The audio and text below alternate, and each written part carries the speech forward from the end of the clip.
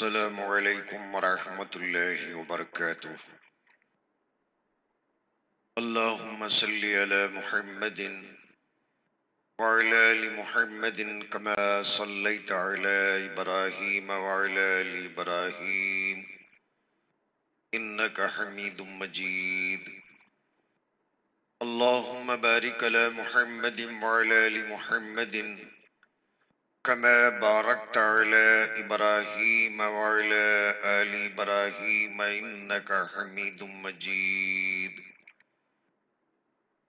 الحمد لله رب العالمين، والصلاة والسلام على سيد الأنبياء والمرسلين وعلى آله الطيبين الطاهرين رضوان الله تعالى عليهم أجمعين، أما بعد، وقد قال الله تبارك وتعالى في القرآن المجيد والفرقان الحميد: أعوذ بالله من الشيطان الرجيم، بسم الله الرحمن الرحيم، لقد كان لكم في رسول الله أسوة حسنة لمن كان يرجو الله واليوم الآخر، صدق الله العظيم۔ وقال النبي صلى الله تعالى عليه وسلم: إنما بعثت لأتمم مكارم الأخلاق، أو كما قال عليه الصلاة والسلام۔ پروردگار وحدہ لا شریک کی بارگاہ میں پھر سے ہم فقیر جھولے پھیلا کر عاجزی اور انکساری کے ساتھ دعا کرتے ہیں، اللہ تبارک و تعالی محض اپنے ہی فضل اور کرم سے ہم تمام کو عافیت اور سکینت عطا فرمائے، ظلم اور زبردستی زیادتی سے امت مسلمہ پوری کائنات میں جو پریشان ہے، اللہ تعالیٰ پریشانی دور فرمائے، چین اور راحت کی زندگی نصیب فرمائے، اور ہم تمام کو قرآن حدیث پر کما حقہ عمل کی توفیق عطا فرمائے۔ اللہ تبارک و تعالیٰ نے امام الانبیاء خیر الورا صلی اللہ علیہ وسلم کے تعلق سے قرآن مجید کے اندر جن عظمتوں کا بیان فرمایا، یہ اللہ تبارک و تعالیٰ ہی کو زیب دیتا ہے کہ وہ حبیب کبریا صلی اللہ علیہ وسلم کی عظمت کو بیان فرمائے۔ میرا تو یہ عقیدہ ہے کہ حضرت جبریل علیہ السلام سے لے کر کائنات میں قیامت کے دن اس سے پہلے پیدا ہونے والے کسی بھی انسان سے، کائنات میں کسی بھی مخلوق سے نبی اکرم صلی اللہ علیہ وسلم کی ثنا اور آپ کی عظمتوں کو بیان کرنا از بس کے ناممکن ہے۔ کوئی بھی انسان خواہ کتنا ہی بڑا عالم اور فاضل ہو، سمجھدار ہو، نبی اکرم صلی اللہ علیہ وسلم کی تعریف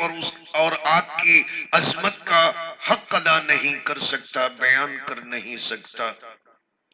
اللہ تبارک و تعالیٰ نے ارشاد فرمایا: وَرَفَعْنَا لَكَ ذِكْرَكَ، امام الانبیاء آپ کے ذکر کو ہم سدرۃ المنتہا سے بھی آگے بلند کیے دیتے ہیں۔ اور اللہ کا کلام کتنا سچا کلام ہے کہ پورے عالم کے اندر اللہ تعالیٰ نے قیامت تک کے لیے اذان کے اندر نبی اکرم صلی اللہ علیہ وسلم کے نام کو اتنا بلند کیا، اتنا بلند کیا، پوری دنیا کے اندر مسلمان بھی سنتا ہے، غیر مسلمان بھی سنتا ہے، کافر بھی سنتا ہے، اور ایک بار نہیں، سوتے میں فجر کی نماز میں اور فجر کی اذان میں سنتا ہے، ظہر میں جب کاروبار میں ہوتا نہ اس وقت میں بھی اللہ اس کے کانوں کے اندر مانے یا نہ مانے یا نہ سنے، وَرَفَعْنَا لَكَ ذِكْرَكَ، کافروں کے کچے اور پکے مکان میں، اور جو سننا چاہے نہ سننا چاہے، امام الانبیاء حبیب کبریا آپ کے تذکرے کو میں ان کے کانوں کے اندر تلک پہنچا کر رہوں گا۔ اللہ تعالیٰ نے اپنا وعدہ پورا فرمایا۔ مشرک بھی سنتا ہے، یہودی بھی سنتا ہے، ماننے والا بھی سنتا ہے، اور جو نہ مانے اسے بھی اللہ تعالیٰ برابر طریقے سے سناتے ہیں، کلمہ سناتے ہیں۔ کسی کو پڑھانے کی ضرورت نہیں، اگر سمجھدار ہے کلمہ ضرور پڑھے گا، اللہ کے نبی صلی اللہ علیہ وسلم کی عظمتوں کو ضرور سمجھے گا۔ اللہ تعالیٰ آپ کی عظمتوں کو بیان کرتے ارشاد فرماتے ہیں، یا ایھا الذین آمنوا لا تقدموا بین یدی اللہ ورسولہ، خبردار مسلمانوں، ایمان رکھنے والوں، نبی اکرم صلی اللہ علیہ وسلم کی بارگاہ میں تمہاری منمانی نہیں چلنے والی، ایک لفظ زیادہ نہیں بول سکتے ہو۔ اللہ اور اس کے رسول صلی اللہ علیہ وسلم کے بنائے ہوئے حدود سے خبردار، ایک قدم ایک انچ بھی تم آگے بڑھ نہیں سکتے ہو۔ آگے فرمایا، لا ترفعوا اصواتکم فوق صوت النبی، امام الانبیاء محمد عربی صلی اللہ علیہ وسلم کے سامنے آپ کی آواز سے بڑھ کر تم اپنی آواز بلند نہیں کر سکتے ہو۔ اور یہ جو حکم ہوا نا، کسی غیرے کے تعلق سے اللہ نے نہیں فرمایا۔ ہم کیا جانے کہ امام الانبیاء صلی اللہ علیہ وسلم کے دربار کے آداب کیا ہوتے ہیں، ہم جانتے ہی نہیں کہ آپ کی عظمت کیا ہوتی ہے، توقیر کس طرح ہوتی ہے، اور آپ کی بلند اور رفیع الشان عظیم المرتبہ ہونے کا مطلب کیا بنتا ہے، ہم جیسے گنہگار کیا جانتے ہیں۔ ابو بکر صدیق رضی اللہ تعالیٰ، حضرت عمر رضی اللہ تعالیٰ کو اللہ خطاب فرماتے، لا ترفعوا اصواتکم فوق صوت النبی، اگرچہ کہ تم نبی اکرم صلی اللہ علیہ وسلم پر اپنی جان کو 100 مرتبہ فدا کرنے کو تیار ہو۔ پوری دنیا جانتی ہے کہ ابو بکر کیا ہے، پوری دنیا جانتی ہے عمر کیا ہے، اور اس کے باوجود بھی، اور جب آداب نبوی صلی اللہ علیہ وسلم کا مسئلہ سامنے آتا ہے، اللہ کو برداشت نہیں ہوتا ہے، اور اللہ جبریل کے ذریعے سے آیت کے اندر ارشاد فرماتے ہیں، لا ترفعوا اصواتکم فوق صوت النبی۔ ابو بکر،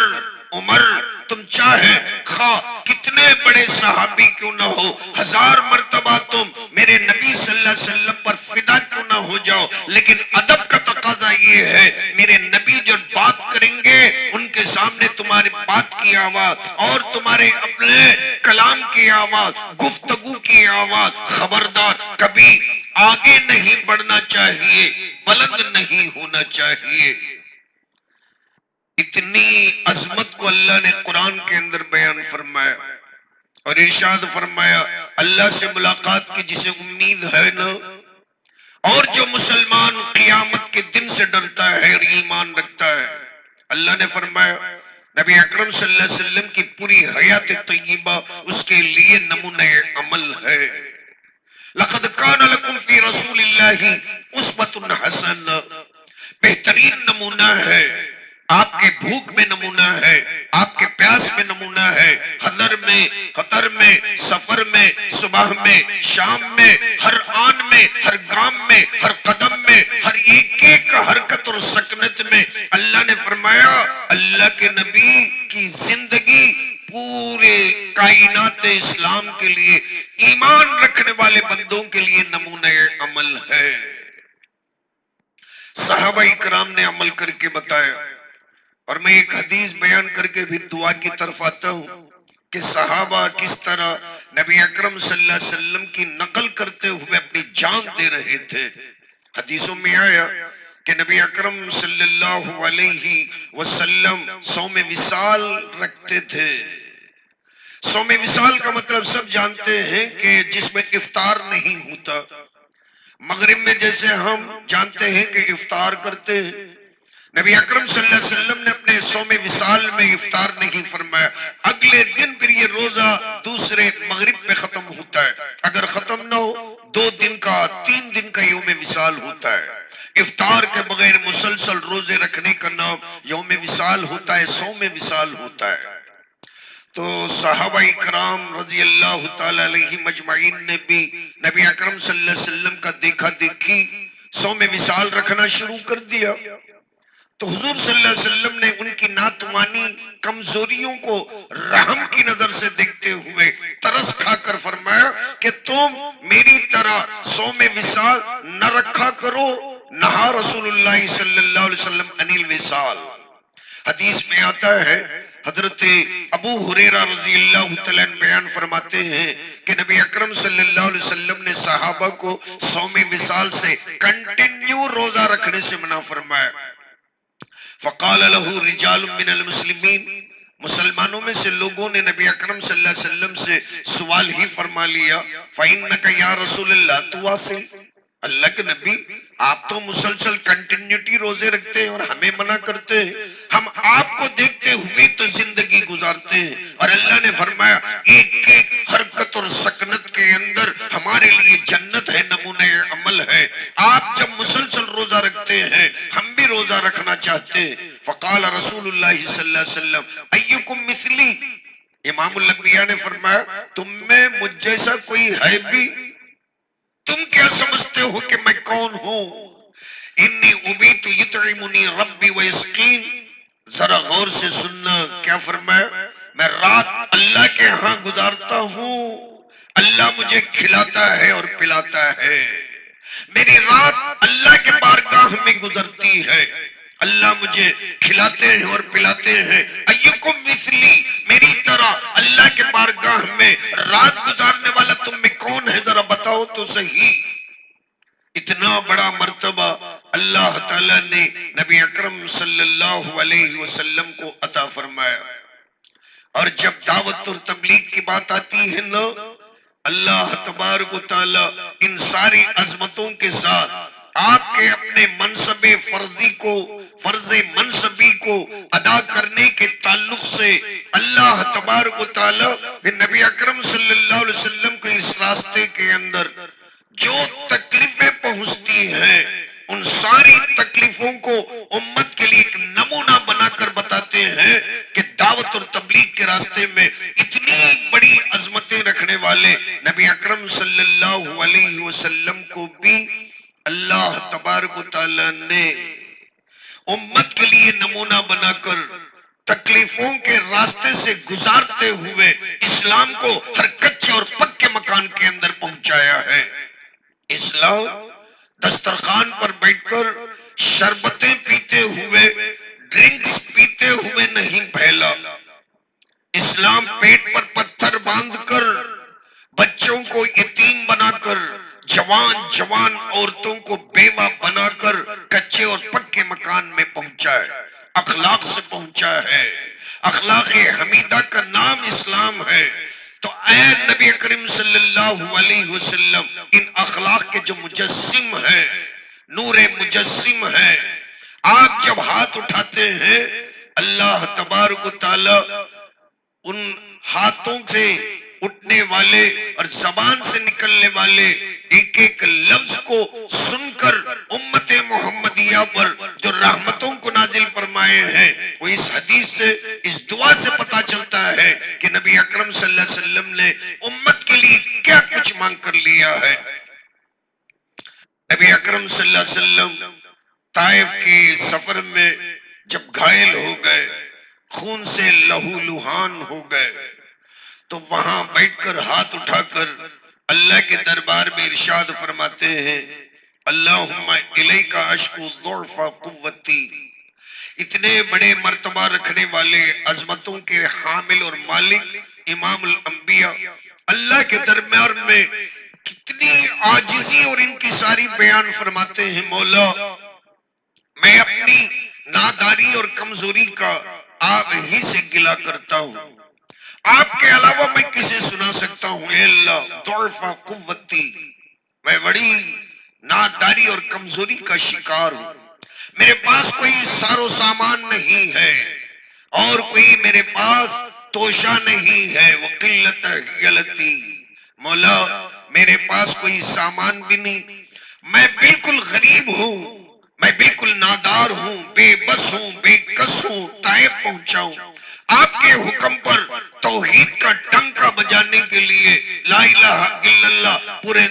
چار دانگے عالم میں پھیلانے کے لیے طائف جو پہنچا ہوں مولا، بے سر و سامان پہنچا ہوں، خالی ہاتھ پہنچا ہوں، اے اللہ میرے ہاتھوں میں کچھ بھی نہیں ہے، وَحَوَانِي عَلَى النَّاسِ یا ارحم الراحمین، اے اللہ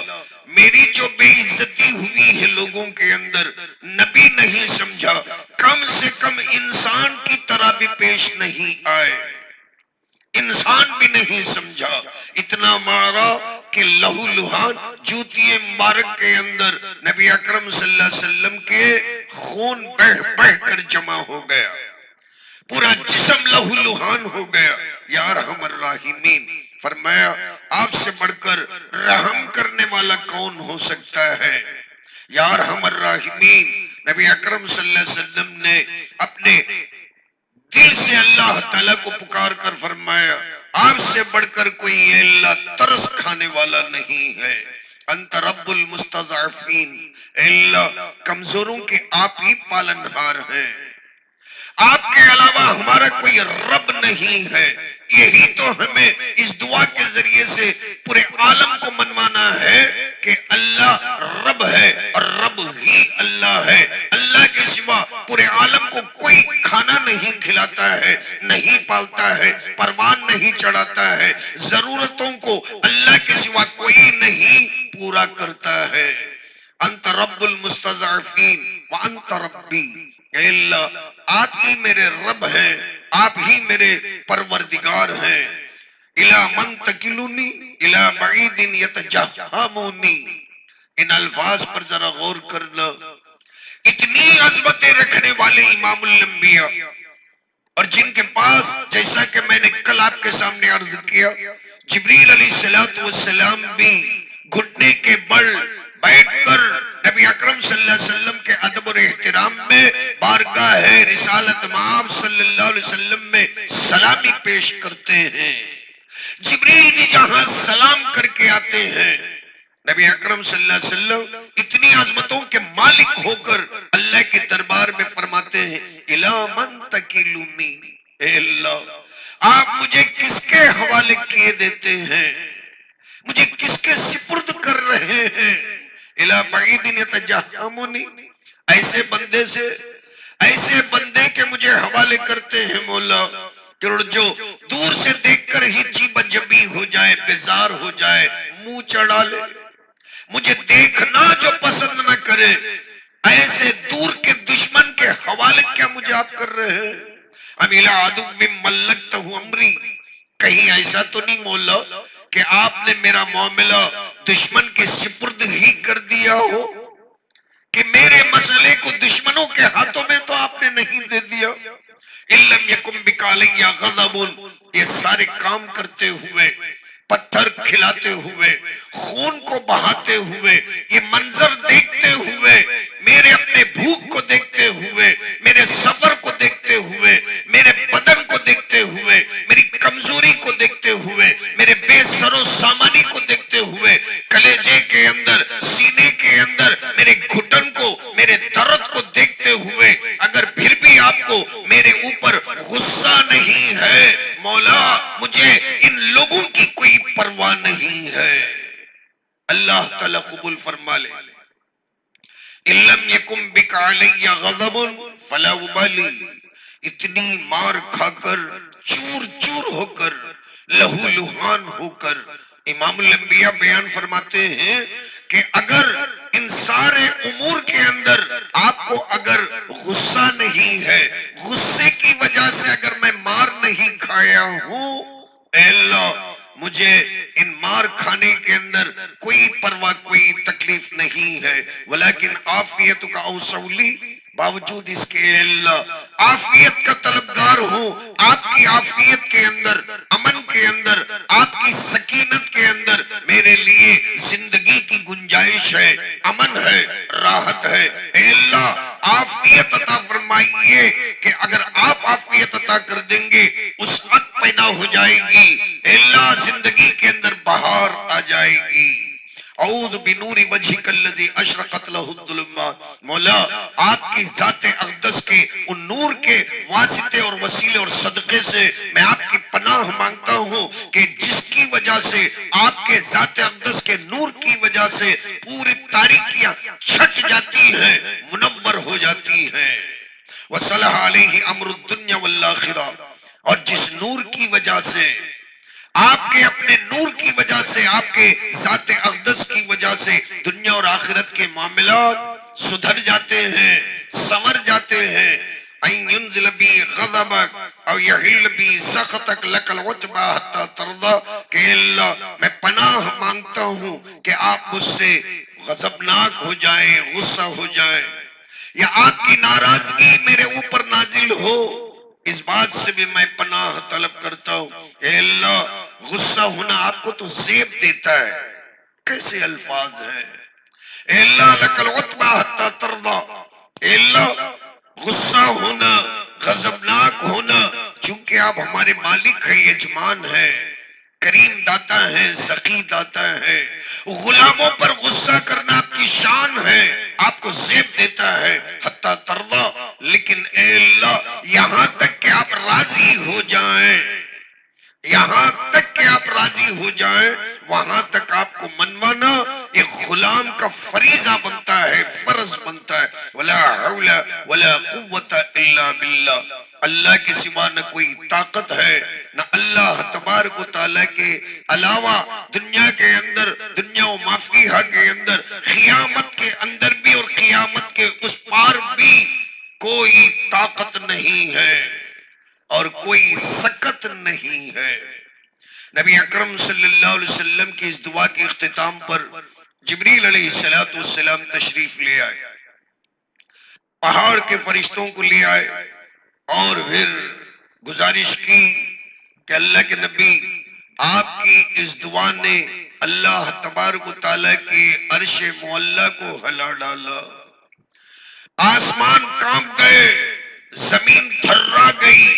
کہ اتنی عظمتوں والا نبی اکیلا پڑھ کر، یتیم اور غریب پڑھ کر، اجنبی شہر اور گاؤں کے اندر تڑپ کر اللہ کے سامنے بچوں کی طرح بل بلا رہا ہے۔ اللہ تعالیٰ نے حکم فرمایا، جیسا آج سے پہلے ابراہیم علیہ السلام کو آگ میں جب ڈالا گیا تو جیسا اللہ تعالیٰ نے ابراہیم علیہ السلام کو ان سے نجات عطا کرنے کے لیے، انتقامی جذبے کو ادا کر لینے کے لیے حکم فرمایا، تو ایسے ہی آج بھی اللہ تعالیٰ آپ سے بھی اور آپ کے اپنی اس دشمن قوم سے بھی انتقام لینے کے لیے حکم فرماتا ہے۔ آپ کا جو حکم ہوگا اور پھر یہ اللہ کا بندہ اور اللہ کا فرشتہ جبریل کرنے کے لیے تیار ہوتا ہے۔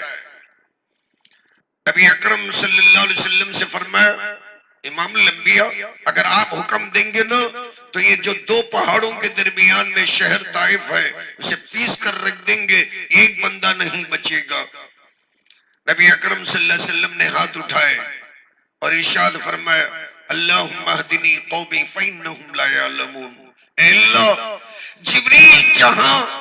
میری اپنی زبان سے بد دعا کرنے اور سننے عمل کرنے کے لیے آیا، اگر یہی بد دعا آپ کے دربار میں قبولیت کا درجہ رکھتی ہے، میں دعا کرتا ہوں اے اللہ اس قوم کو ہدایت عطا فرما، ان کو تباہ کرنے کے بجائے رحمت للعالمین ہونے کی وجہ سے دشمن بھی بچ کر نکل گئے۔ آج کافر جو کھانا کھاتا ہے نا، انہی دعاؤں کا نتیجہ ہے۔